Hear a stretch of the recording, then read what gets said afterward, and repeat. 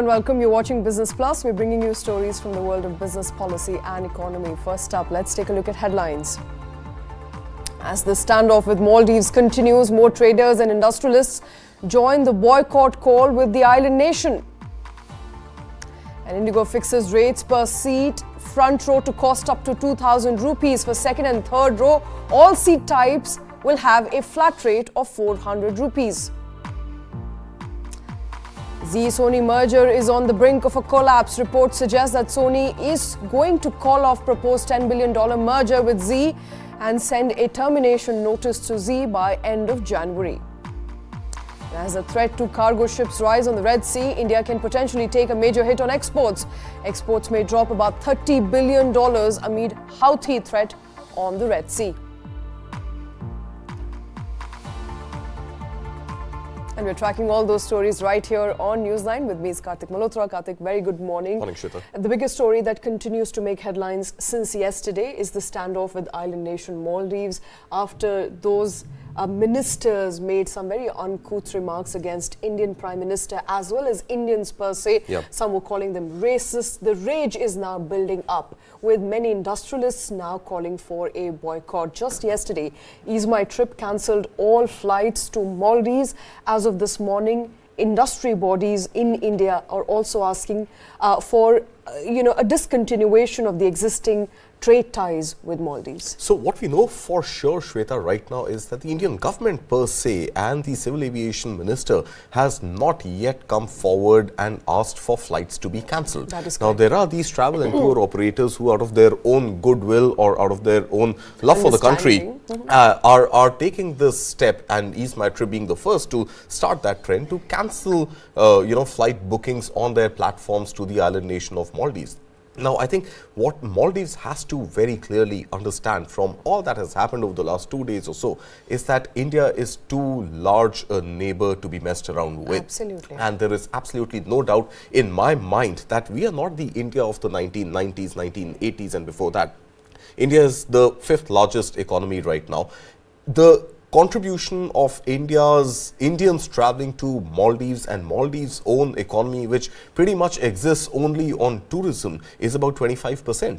So 1 out of every 4 rupees worth or $4 worth of revenue that Maldives earns is actually on the back of Indians traveling. So you would be, as a minister, very irresponsible and perhaps as citizens of Maldives very foolish to go ahead and make those remarks on social media.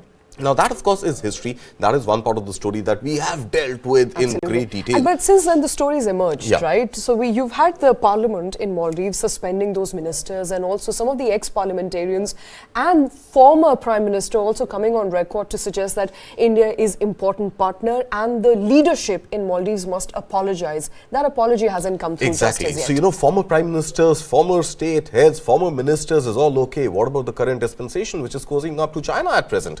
So you may want to, be in bed with China, and you may want to, further your ties, your strategic ties with China. But where is the apology? I think Indian Prime Minister, Indian citizens deserve that apology coming in from the current dispensation at Maldives, and that is yet to come through. Now, what is also happening in the midst of all this is that some Indians are actually now attacking Make My Trip, which is a competitor to Ease My Trip, asking for Make My Trip to also cancel flight bookings to Maldives. Now, I think, it's great to be, to be patriotic, but I think we need to balance patriotism with jingoism at some level.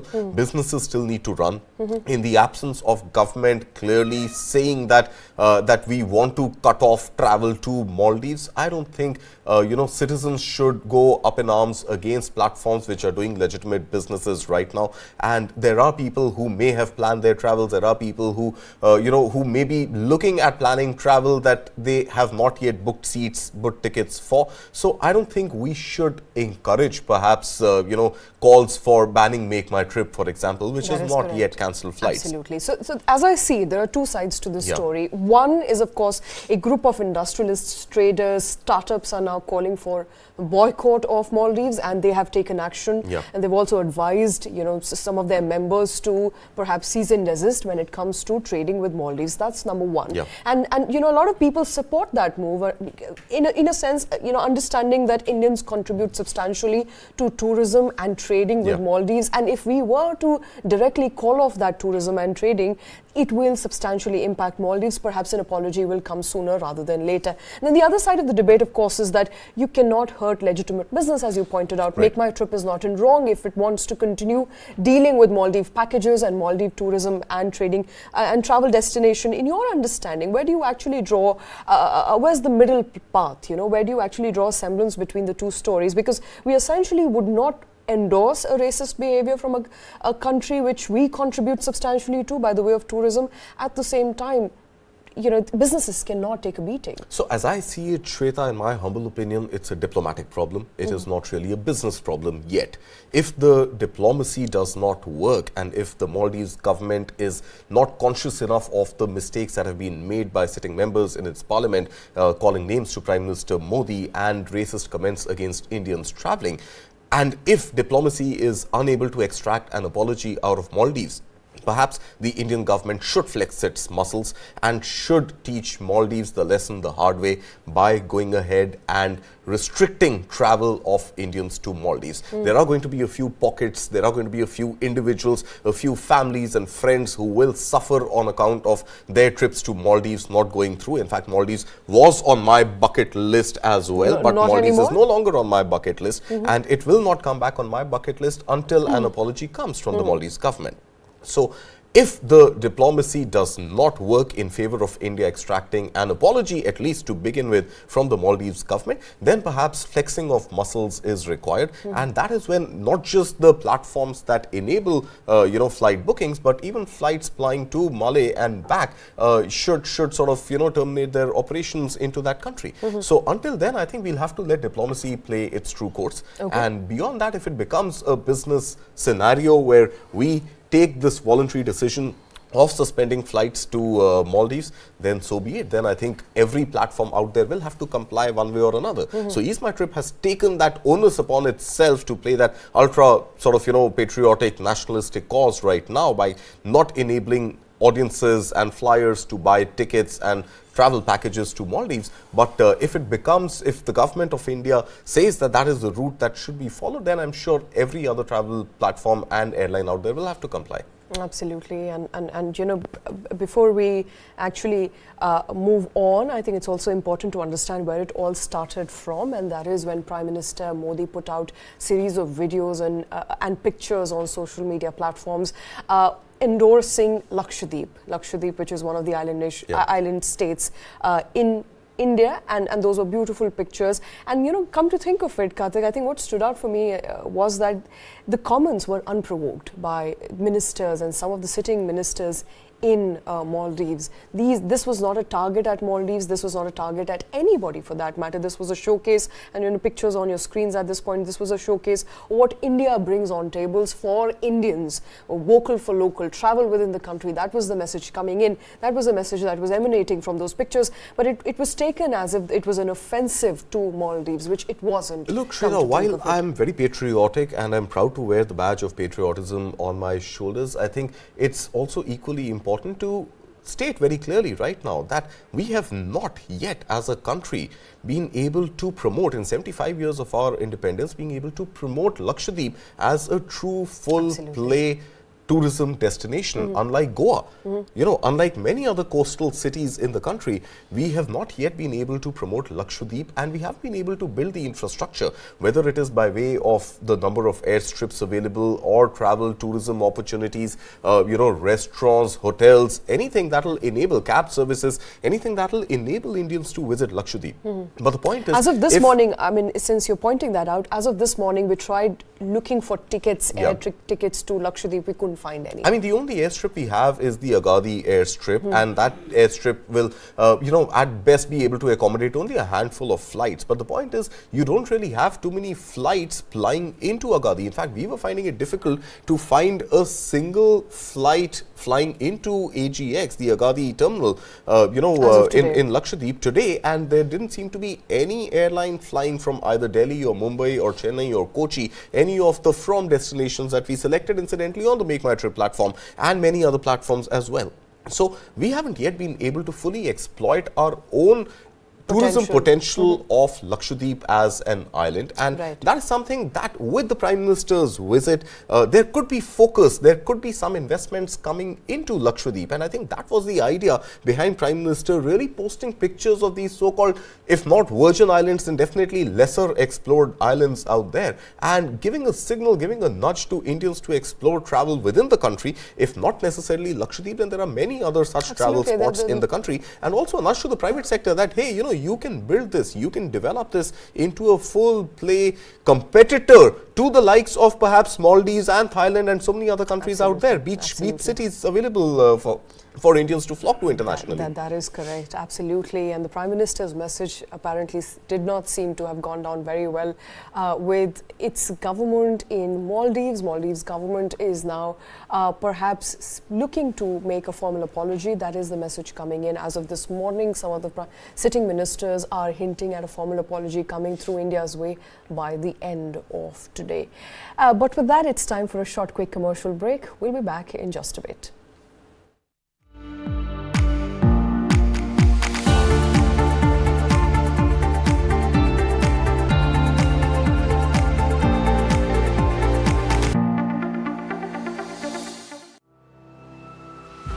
Get ready for a year of thought-provoking, insightful and exclusive content. Heralding the dance of democracy.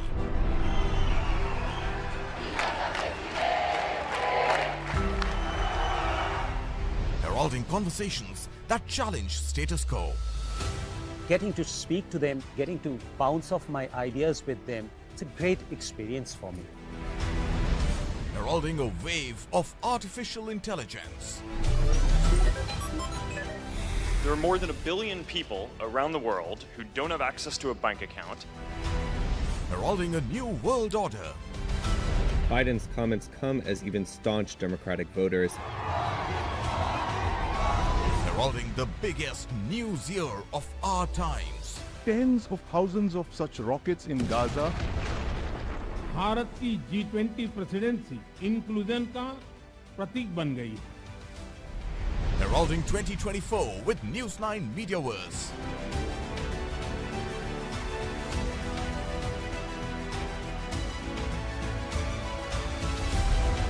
Heralding 2024, where every story is worth your time. News9, ahead of the curve. जानना है तो देखिए, समझना है तो सुनिए, सीखना है तो पूछिए, और कमाना है तो खरीदिए। जानकारी, सलाह और निवेश सब एक ही सुपर ऐप पर। पैसे का सवाल है तो जवाब है Money9। आजादी पैसे की, अभी डाउनलोड करें। It was my 14th birthday.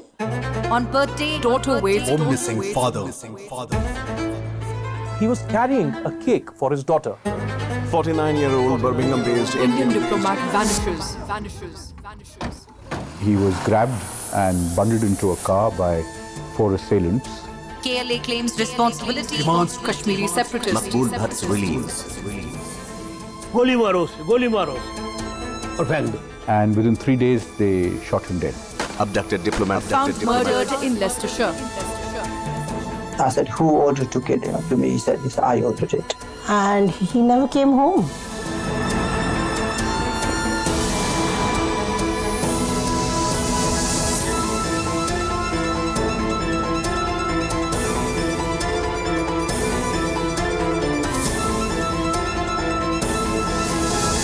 Stop searching, start streaming. Download the world's first news OTT, News9 Plus, ahead of the curve.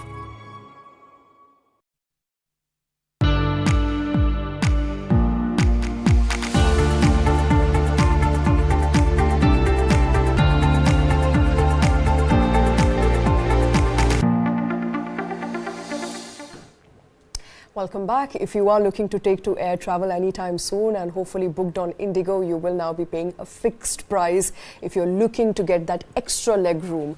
And to sit on those extra leg room seats, you'll have to pay up to 2,000 rupees if it's a window seat. IndiGo, Kartik, seem to have finally fixed the price.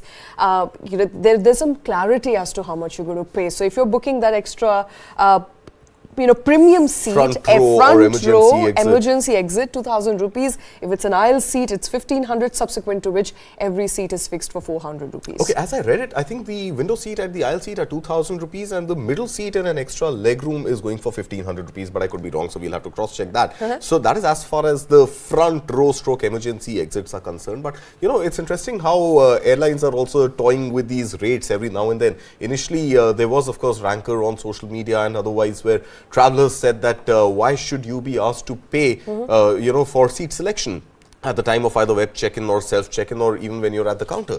And it was counterintuitive because you've paid for a ticket in any case, and that ticket, the bare minimum that it offers you is a seat to sit on when you're undertaking a journey. So IndiGo had subsequently decided to cut back on those, rates that it was charging for window and aisle seats, not the extra legroom ones, but the regular ones.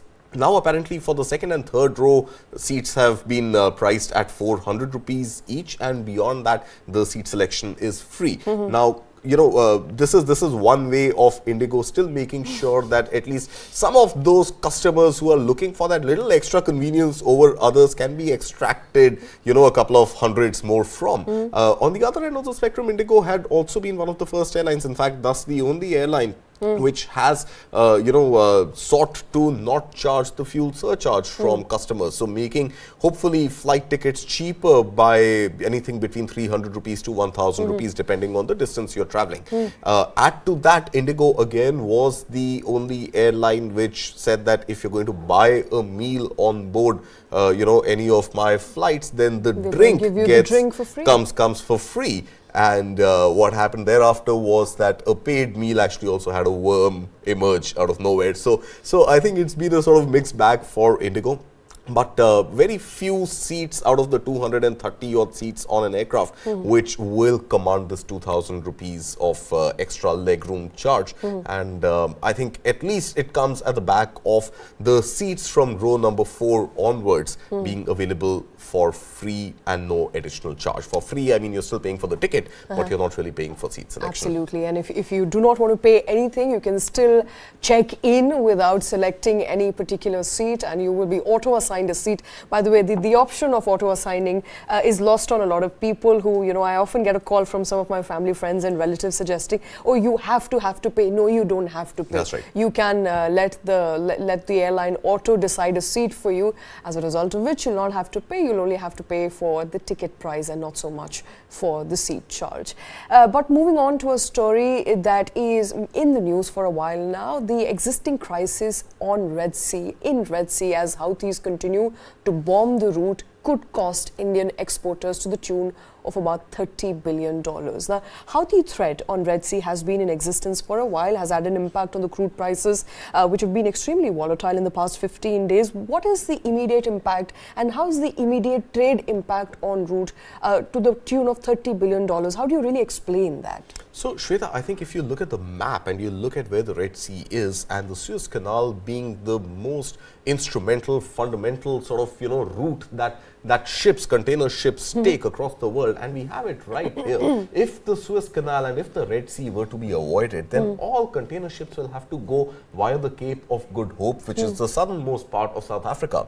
Now, that entire journey could take as much as 7 to 15 days longer for ships plying from Asia to Northern Europe. And that is likely to obviously have a much larger impact on the cost that shipping companies incur. Now, according to some estimates, that cost, the shipping cost by way of this extended route, could go up as much as 150%. That is 2.5 times what it usually takes. The average, fare right now for ships which are the regular 40-foot containers which are plying from the Suez Canal, which is under threat right now and has been under threat for almost a month or so now. The shipping cost for every container has gone up as much as $4,000. This in itself is more than 100% jump. So containers that could ply for as little as $1,700-1,800 are now going to cost the importers stroke exporters as much as $4,000. Now, this is the direct cost. There is also an indirect cost, and that indirect cost is now by way of risk premium when it comes to insuring the freight.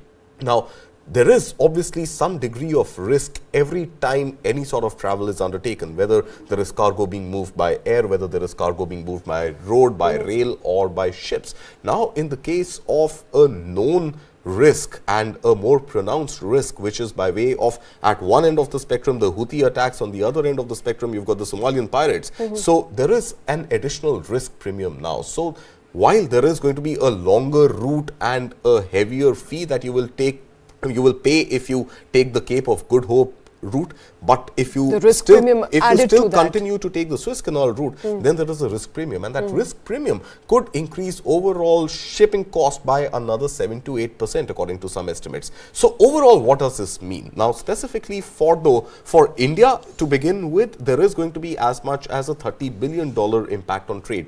So what is the biggest casualty in this trade? The biggest casualty is that up until now, even for importing the cheap Russian oil, we've been using the passage of the Suez Canal. Now, if the Russian oil were to come to Indian shores using the longer route, then we are looking at as much as $30 billion worth of impact that India will have to incur to import that oil from Russia. Now, India's own exports to Europe, and these exports include, and if you consider rice, even though last year we've seen multiple restrictions on rice exports, but rice alone being exported to Europe is a chunk of India's shipments that pass through the Suez Canal.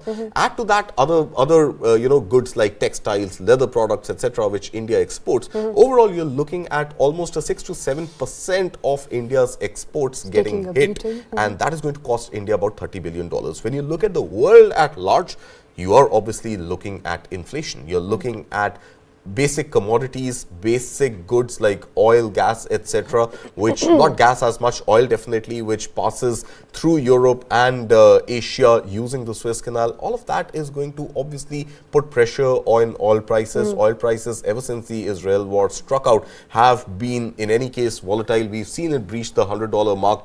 It has come down now to the $80 or so mark, which is still in line with what the world has factored in. But these longer routes, longer shipping lines are going to play havoc on the oil trade definitely, and add to that the pressures on inflation. Inflation continuing to rise is going to keep all central banks on tenterhooks when it comes to rate hikes or rate pauses. Rate cuts could further get delayed, and that is going to obviously then play out on corporate cycles of investing and borrowing. So overall, you're looking at inflation continuing to be sticky. You're looking at the overall price of shipments going up, adding more woes to already existing inflation worries, and not a great picture and not a great position to be in for anybody in the world. Absolutely. And since that attack, we're given to understand on the traditional Red Sea route, shipments have gone down about 44%.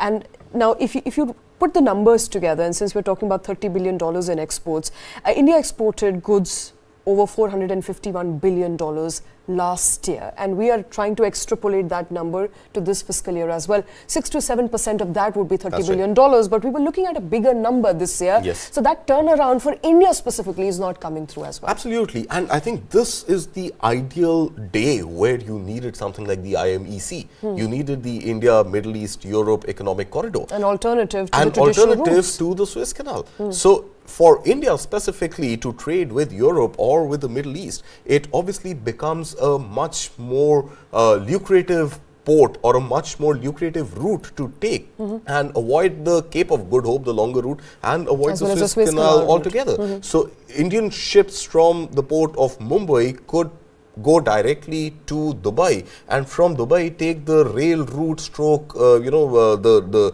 road route all the way till Haifa port. You have bypassed the Suez Canal, and from Haifa port enter Europe directly. So I think this is the day that India really needed the IMEC, but still, I mean, not all hope is lost on that project despite China's best efforts to strengthen the BRI. I think India and US and Israel will want to stick the eye to you two, will want to stick to making the IMEC a reality.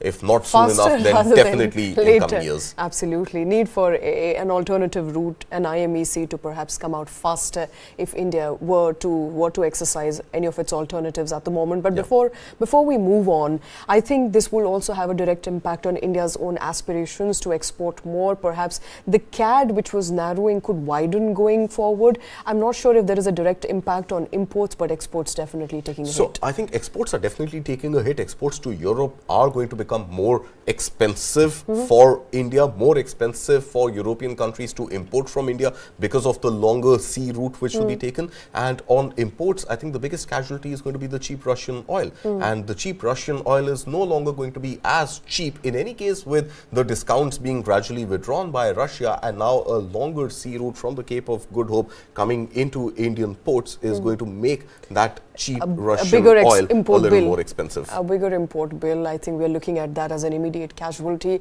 of what's going to happen as far as Houthis' attack in Red Sea is concerned and the danger to the Suez Canal passage as of today.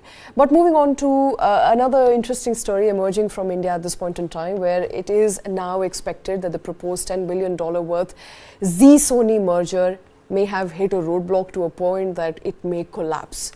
It may collapse. Those were the chances, the probabilities that we were discussing. Now, as of today, interesting data that is emerging from, and data, when I say data, I mean to say by the way of the $10 billion data deal. Channels plus the 2 OTT platforms. May not happen at all, come to think of it, because Sony is now sticking its neck out and suggesting some of the essential contentious clauses that it had proposed should be mitigated faster rather than later. Now, the deadline has passed for the merger, although both Zee and Sony entered the good faith clause, wherein which they could extend the deadlines if they wanted to, but that is not going to happen as well.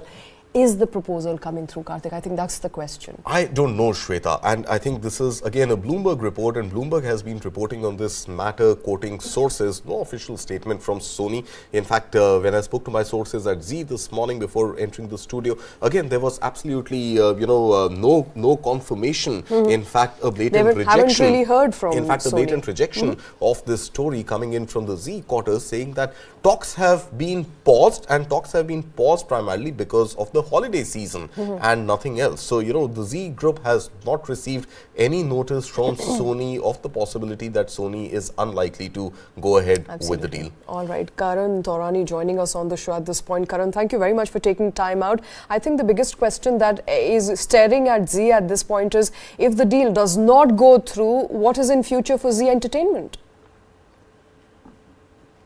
Hi, Preeti. Good morning. So I think if the deal doesn't go through, I think it's a big negative impact for Zee in terms of valuations. If you look at the price, it's moved up almost more than 50%, from the bottom of 170. And a lot of investors had built in that the merger will probably go through, and that will lead to further respite in terms of valuation multiple re-rating. So I think there is some sort of a risk, if that gets called off completely. But we don't foresee that happening. The probability of the merger getting called off is kind of low in our opinion, because we believe these are purely media reports, and whatever official statements that have come from Zee and Sony over the last 1 month have been on the positive side. Nonetheless, we cannot say completely, we cannot rule it off that the merger will 100% go through. There is a probability, and there's a high probability of the merger going through. But if at all some of the discussions don't fall in favor, there may be a 20% probability of things not falling in place as well. So, Karan, I just want to understand from you, if Sony was made clear right at the, at the stage when this merger was more likely to go through, you're saying it is still likely to go through, and even I agree with you. But I think it was very clear from the word go that Puneet Goenka would lead this merged entity. And the only blip there was the SEBI order, which again got quashed by the Securities Appellates Tribunal, stating that Puneet Goenka can in fact go ahead and occupy a management position. So it doesn't seem fair now for Sony to revisit that clause which it had agreed to, and that, according to the Bloomberg report, seems to be among the only contentions left between Sony and Zee to go ahead with the merger.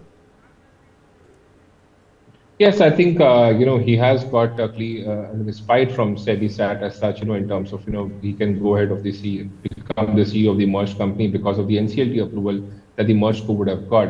But I think Sony being an MNC here, it would not be very comforting for them unless he gets a proper clean sheet, because apart from them mentioning or giving him respite that he can become the CEO of the merged co, they've also mentioned very clearly that the investigation will continue. So I don't think Sony would want to have a CEO who is undergoing investigation with SEBI.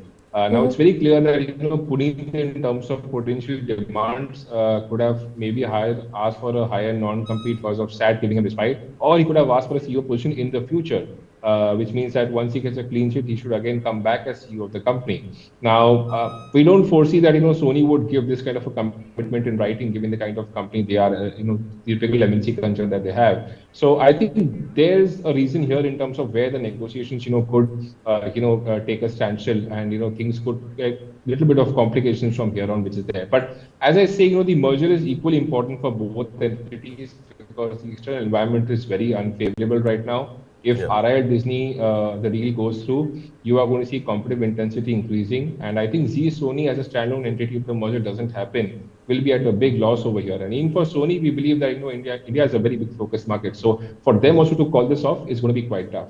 Okay. Does it look like Sony is currently waiting and watching as to what impact this news could likely have on Zee? Because Zee's stocks were down about 10% this morning. And the adverse impact clause that could be evoked in case the market cap of Zee continues to reduce, it will be sweetening the deal for Sony. Do you think they could revisit the terms of the deal from here on? I don't think revisiting of the terms is possible here from a share price perspective, because we've seen share price being volatile over the last 2 years. This is multiple media reports that have come out. I think we just need to await any kind of official statement, from Sony and Zee in terms of where the negotiations are. As per our assessment, I think whatever has come over the last 2 weeks from their end, because they have kind of agreed on some kind of an extension, we believe things could still stand at a positive bias, and it's too early to kind of come to a conclusion the deal will be called off. So, Karan, you mentioned the deal between Reliance and Disney. Now, in the context of assuming that deal does go through hiccup-free, what happens individually to Zee Entertainment and to Sony's India business if this merger does not go through? Individually for Zee, who are the likely bidders? Individual for Sony, who are the likely bidders? So I think in case RIL Disney go through and the deal gets called off, I think in terms of potential market share, both Zee and Sony will struggle here individually. If you look at the digital landscape, it's quite competitive there as well. Platforms are not able to kind of hike prices. They're not able to make big scale in terms of ad revenue, and with Jio Cinema offering content free, it's made life tougher for the platforms to kind of grow their subscription revenue base as well. So the market is quite complicated at the digital side. At the linear TV side, things are quite challenging because growth rates have converged very sharply. We were hoping that once the merger happens, Zee and Sony could come together, could drive synergies for the business, which could lead to lower content cost and maybe higher revenue synergies as well. So we are probably foreseeing bargaining power shifting in favor of the platforms and moving away from the content creators, which has been the case over the last 2 years. So I think both companies will struggle a lot individually to grow, to scale. And, Jio Disney or rather Reliance Disney could gain a larger market share of the market than what they are at today put together. All right, then would it be fair, Karan, to say that the calling off of deal doesn't make any sense for Sony as well as for Zee at this point? I think it's a win-win situation for both companies if the deal actually goes through. Exactly. So I think, as I say, I think things will move on to the last mile, to the last day. And eventually, I think, sense should prevail between both the companies. And logically, I think both of them should move ahead with the deal. All right, Karan Taurani, thank you very much, sir. Thank you for taking time out and for joining us here on News9. Kartik, it doesn't really make sense. These news reports to me don't really make sense.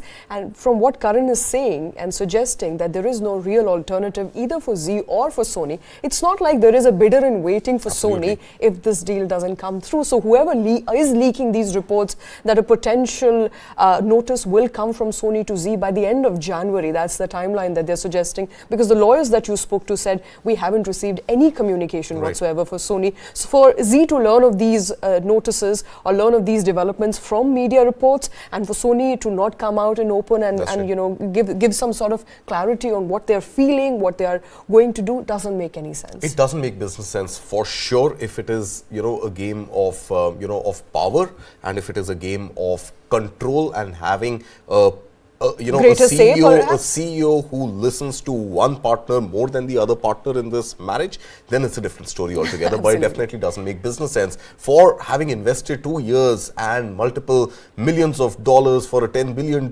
deal and 70 channels and really competing to become the largest among the largest, and all the regulatory hurdles and the race to become the largest entertainment operator in India.